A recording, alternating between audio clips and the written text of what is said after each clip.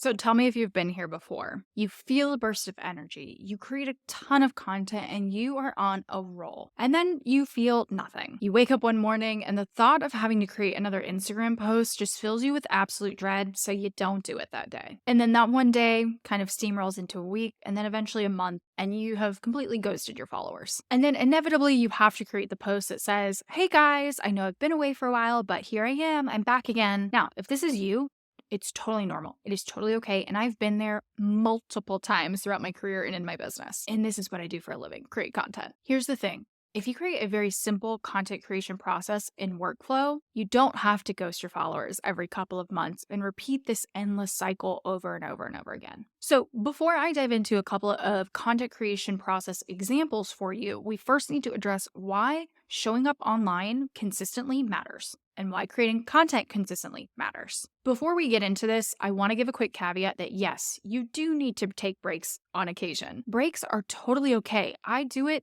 as often as I need to. I want to help you avoid ghosting your followers for 6 months, only to repeat that cycle again 6 months later because you feel so overwhelmed and burnt out with content creation. Believe me, I've been there so many times, and it's not a fun place to be or to come back from. And we want to create a content creation process where you only feel like you need to take breaks from maybe a week at a time, maybe when you're on vacation, or you have content in other places so that you can take a step back on YouTube or you can take a step back on TikTok. So the first thing that we need to address when it comes to the importance of consistent content creation is what is consistency? Consistency in content creation doesn't just mean your posting frequency. In other words, how often you post. Because here's the thing, your posting frequency can change and should change when it comes to content creation, but you can still maintain consistency. Consistency can mean delivering the same message over and over again to your audience and not really straying away from that too often. Because that message that you want to deliver is part of your core values, it's part of your core offerings, and it's a message that your audience needs to hear. It's consistently delivering on your content pillars and your topics over and over again, and again, not straying away from them too much. Because here's the thing, your posting frequency can change. And let's say right now you have the stamina, time, and energy to show up on Instagram stories every day, but when you go on maternity leave, you're lucky to show up in Instagram stories once a week. But when you do show up, you are consistently delivering home a message and value. So the second thing you need to know here is that by consistently creating content, it's going to help build trust, authority, and hype. I don't know about you, but there are certain content creators that I look forward to their Instagram stories every single day. And like if they don't post their Instagram stories for the day, I'm going to be honest, I do miss them. But then if they show up in my feed, it's just like a little extra bonus. Then there are other creators that I follow on YouTube and I come back week after week to look at their content, but I don't necessarily follow them on other platforms. And again, this is why the consistency matters, because you look for those creators and you could be that creator, you could be that small business owner that people are looking forward to your content. They look forward to what you have to say. So now that we've really tapped into the why, there are a ton of other reasons why consistency matters, but I want to actually give you some concrete examples that you can take and adapt for your small business when it comes to creating a content creation process. All of these are concepts that I've either executed personally or I've helped clients refine in the past. Take one of these and run with it, or take bits and pieces that kind of fit what works best for you. So the first example I want to give you is the one and done approach. So maybe you're the kind of person who hates showing up online. You hate doing it day in and day out. You have better things to do.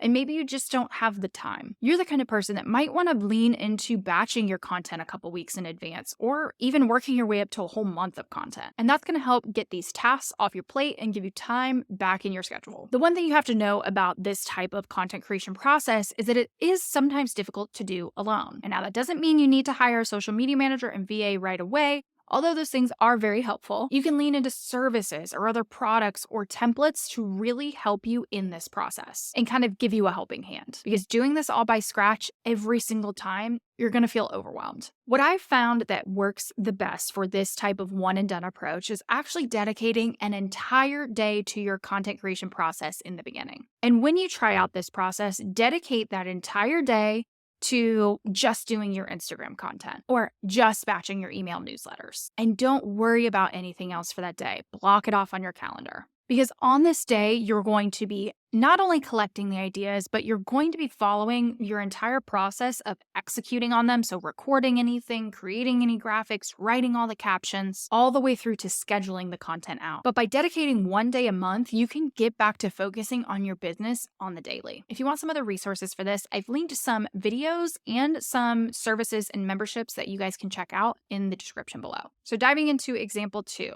the little bit at a time approach. Now, I can totally understand if example 1 feels way too overwhelming for you, and maybe you want to work on things in more like bite-sized pieces. This next approach might be way better for you. So before we dive into the actual example here, you have to know that if you're wanting to work on content in these bite-sized pieces, having a workflow and a system is key. You need to not only be able to manage the tasks, but also see where you're at, where the piece of content is in the stage of your process. I personally use Airtable to house all of my content and see where each piece is at in the workflow. And then I use Asana to manage the tasks, knowing like, hey, I need to post a story this day. I need to create this day. But use whatever software you prefer. And we're just gonna use Instagram as an example here, and you're always working a week ahead. So each week you could follow a routine that looks something like this. So Monday morning, getting back into the work week is sometimes a hard time to start creating content. So I want you to enjoy a little binging, a little scrolling, a little finding some trends and inspiration. But instead of just mindlessly scrolling, start to find trends and things that you want to execute, start to write down your ideas. So this way on Tuesday morning, you can take a look back at your notes, go look back at your systems, you go look back at your softwares, wherever you collect things, and take 15 minutes to brainstorm the ideas that you want to execute for the next week. And then take another 15 to 30 minutes to write out scripts for things like Reels, or